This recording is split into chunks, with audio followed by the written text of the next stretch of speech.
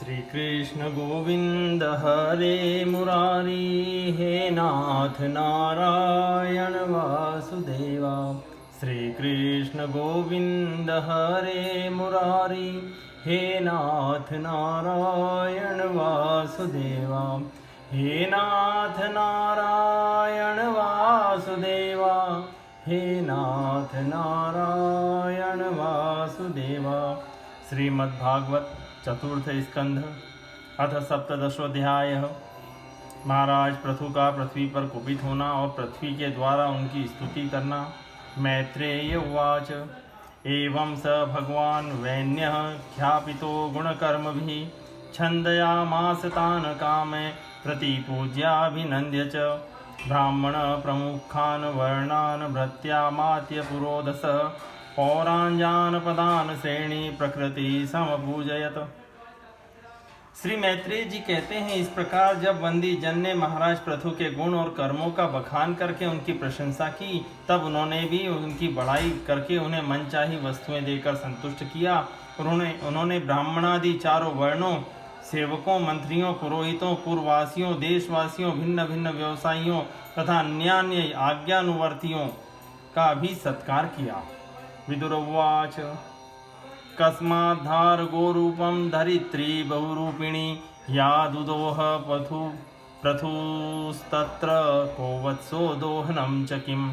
प्रकृत्या विषमा देवी कृता तेन समाकथं, तस्य मेध्यं हयं देव कस्य हेतोरपाहरत। सनत्कुमारा भगवतो ब्रह्मण ब्रह्मविदुत्तमात्, लब्ध्वा ज्ञानं सविज्ञानं राजर्षिः का गतिं गतः। यच्चान्यदपि कृष्णस्य भवान् भगवतः प्रभो, श्रवसुश्रवसः पुण्यं पूर्वदेहकथाश्रयं। भक्ताय मेऽनुरक्ताय तव चाधोक्षजस्य च, वक्तुर्महसि यो दुह्य दैन्यरूपेण गामिमाम्।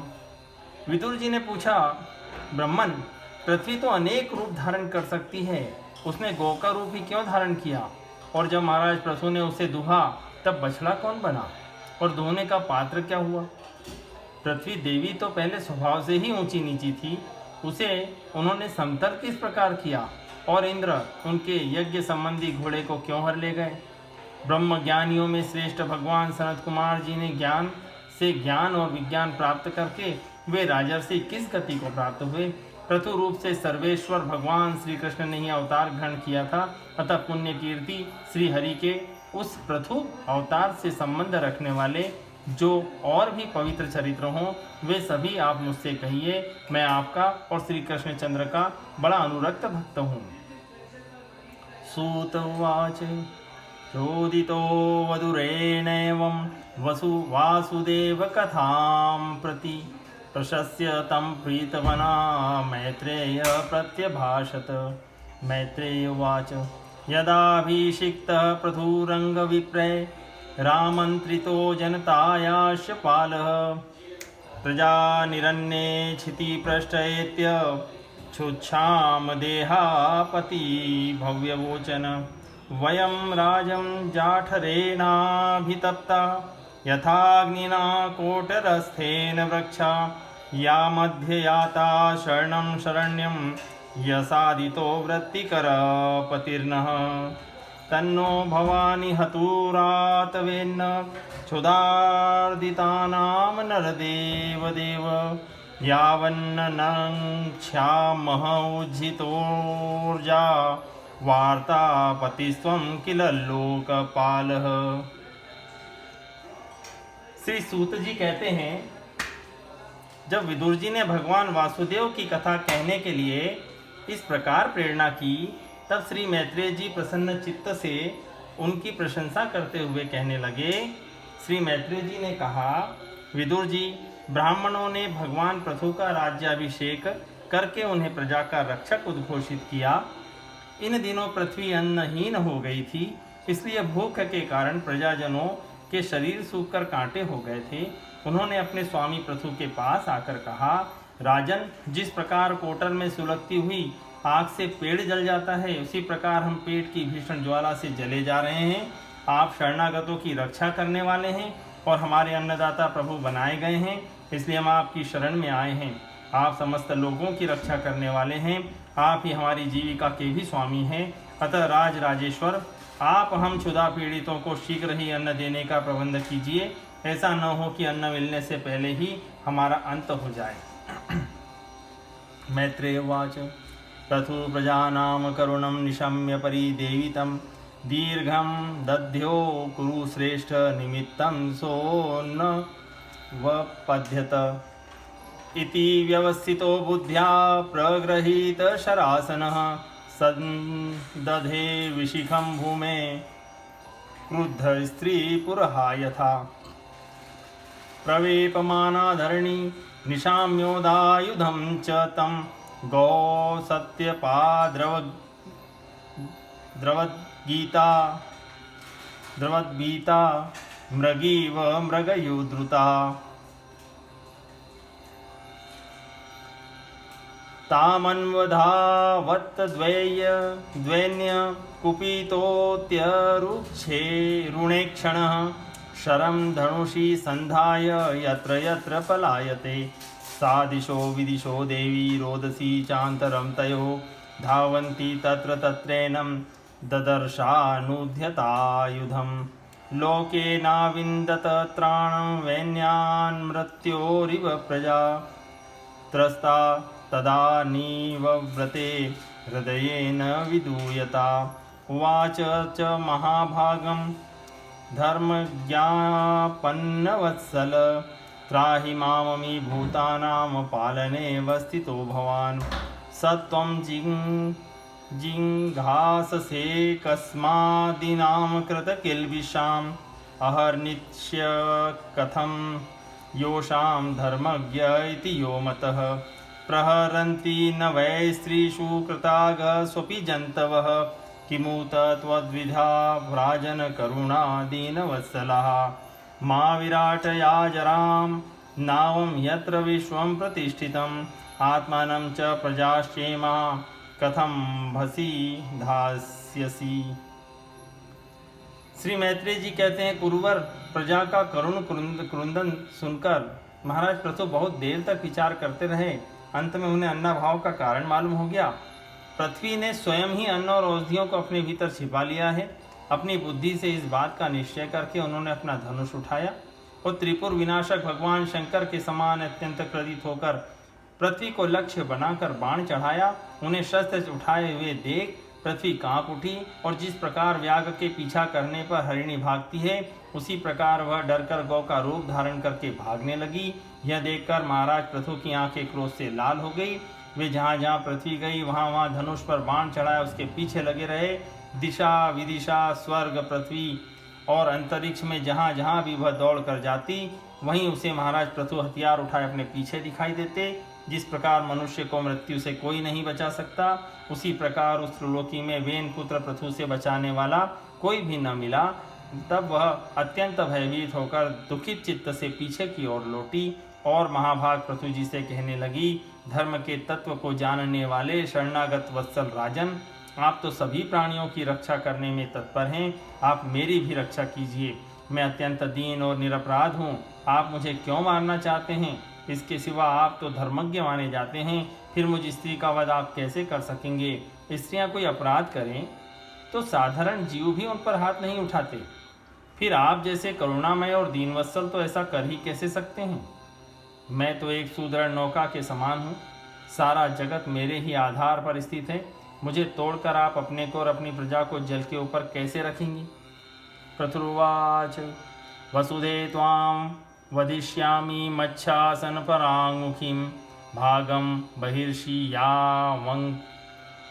वंगनक्ते न तनोति न च नो वसु यवसं जगद्ध्यनुदीनं नैव दोग्ध्योऽधसंपयः तस्यामेव हि दुष्टायां दण्डो नात्र न शस्यते।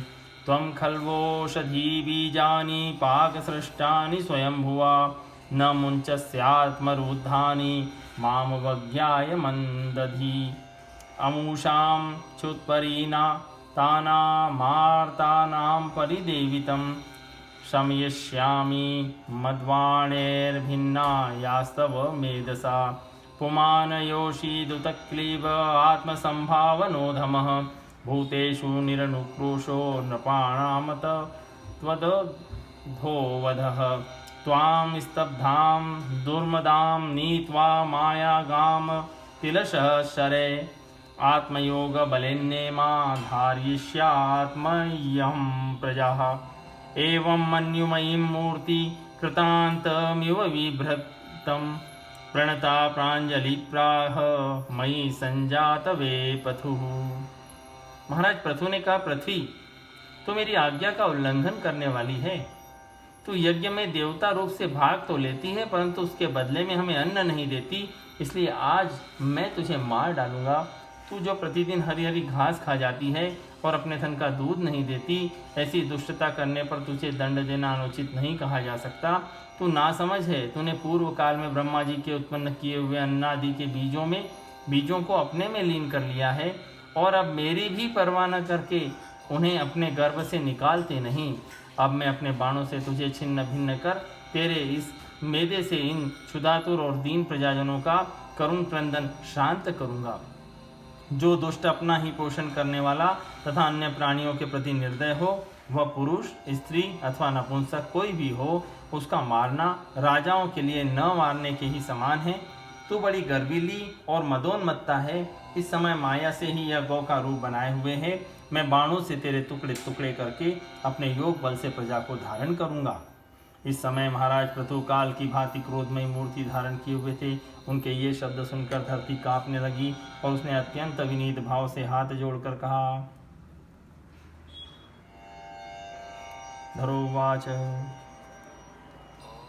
नमः परस्मै पुरुषाय मायया विन्यस्तनाना तन्वे गुणात्मने नमः स्वरूपानुभवेन निर्धुत द्रव्यक्रियाकारक विभ्रमोर्मये येनाहमात्मा यतनं विनिर्मिता धात्रा यतोऽयं गुणसर्ग संग्रह स एव मां हन्तुमुदायुधस्वरा रूपस्थितोऽयं शरणं कर कमाश्रये। पृथ्वी ने कहा, आप साक्षात परम पुरुष हैं तथा अपनी माया से अनेक प्रकार के शरीर धारण कर गुणमय जान पड़ते हैं। वास्तव में आत्मानुभव के द्वारा आप आदिभूत, अध्यात्म और आदि दैविक संबंधी अभिमान और उससे उत्पन्न हुए राग द्वेषादि से सर्वथा रहित हैं। मैं आपको बार बार नमस्कार करती हूँ। आप संपूर्ण जगत के विधाता हैं। आपने ही यह त्रिगुणात्मक सृष्टि रची है और मुझे समस्त जीवों का आश्रय बनाया है। आप सर्वथा स्वतंत्र हैं। प्रभु, जब आप ही अस्त्र शस्त्र लेकर मुझे मारने को तैयार हो गए, तब मैं और किसकी शरण में जाऊं?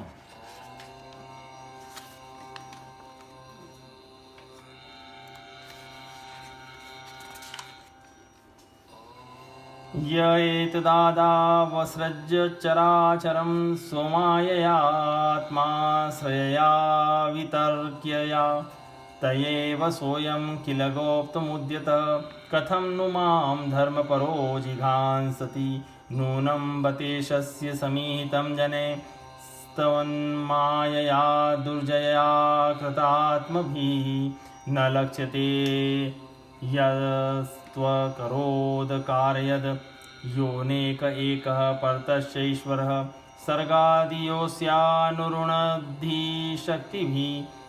द्रव्यक्रियाकारकचेतनात्मभिः तस्मै समुन्नद्धि निरुद्धशक्ते नमः परस्मै पुरुषाय वेदसे स वै भवानात्मविनिर्मितं जगत् भूतेन्द्रियान्तःकरणात्मकं विभो संस्थापयिष्यन्नज मां रसातला दभ्युज्जहारां भज भस आदिसूकरः अपामुपस्थे मयि नाव्यवस्थितः प्रजा भवान्यद्य रीरक्षिषु किल स वीरमूर्ति सम्भूधराधरो योमापयस्युग्रशरो जिघांससि नूनं जनैरीहितमीश्वराणां मस्मद्भिधैस्तद्गुणसर्गमायया न ज्ञायते मोहितचित्तवर्तते तमभिस्तेभ्यो नमो वीर यशस्य करेभ्यः। कल्प के आरंभ में आपने अपने आश्रित रहने वाली अनिर्वचनीय माया से ही इस चराचर जगत की रचना की थी और उस माया के ही द्वारा आप इसका पालन करने के लिए तैयार हुए हैं। आप धर्मपरायण हैं, फिर भी मैं मुझ गोरूप धारिणी को किस प्रकार मारना चाहते हैं। आप एक होकर भी मायावश अनेक रूप जान पड़ते हैं तथा आपने स्वयं ब्रह्मा को रचकर उनसे विश्व की रचना कराई है। आप साक्षात सर्वेश्वर हैं। आपकी लीलाओं को अजितेंद्रिय लोग कैसे जान सकते हैं। उनकी बुद्धि तो आपकी दुर्जय माया से विक्षिप्त हो रही है। आप ही पंचभूत, इंद्रिय, उनके अधिष्ठात्र देवता, बुद्धि और अहंकार रूप अपनी शक्तियों के द्वारा क्रमशः जगत की उत्पत्ति, स्थिति और संहार करते हैं। भिन्न भिन्न कार्यों के लिए समय समय पर आपकी शक्तियों का आविर्भाव, तिरोभाव हुआ करता है। आप साक्षात परम पुरुष और जगत विधाता हैं। आपको मेरा नमस्कार है। अजन्मा प्रभो, आप अपने ही रचे हुए भूत, इंद्रिय और अंतःकरण रूप जगत की स्थिति के लिए आदि वराह रूप होकर मुझे रसातल से जल के बाहर लाए थे। इस प्रकार एक बार तो मेरा उद्धार करके आपने धराधर नाम पाया था। आज वही आप वीर मूर्ति से जल के ऊपर नौका के समान स्थित मेरे ही आश्रय रहने वाली प्रजा की रक्षा करने के अभिप्राय से पहने पहने बाण चढ़ाकर दूध न देने के अपराध में मुझे मारना चाहते हैं। इस त्रिगुणात्मक सृष्टि की रचना करने वाली आपकी माया से मेरे जैसे साधारण जीवों के चित्त मोहग्रस्त हो रहे हैं। मुझ जैसे लोग तो आपके भक्तों की लीलाओं का भी आशय नहीं समझ सकते, फिर आपकी किसी क्रिया का उद्देश्य न समझें तो इसमें आश्चर्य ही क्या है।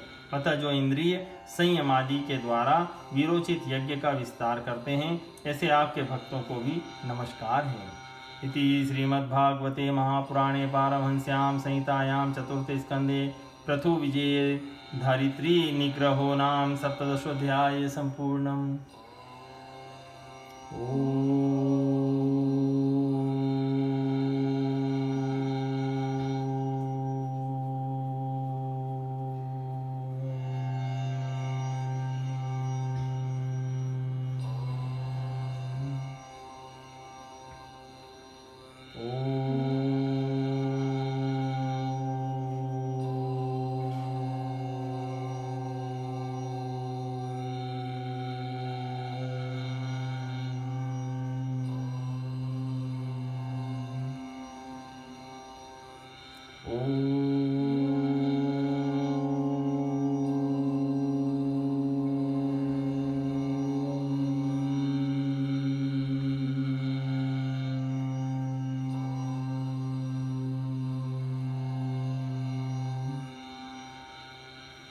श्री कृष्ण गोविंद हरे मुरारी, हे नाथ नारायण वासुदेवा। श्री कृष्ण गोविंद हरे मुरारी, हे नाथ नारायण वासुदेवा। हे नाथ नारायण वासुदेवा, हे नाथ नारायण वासुदेवा।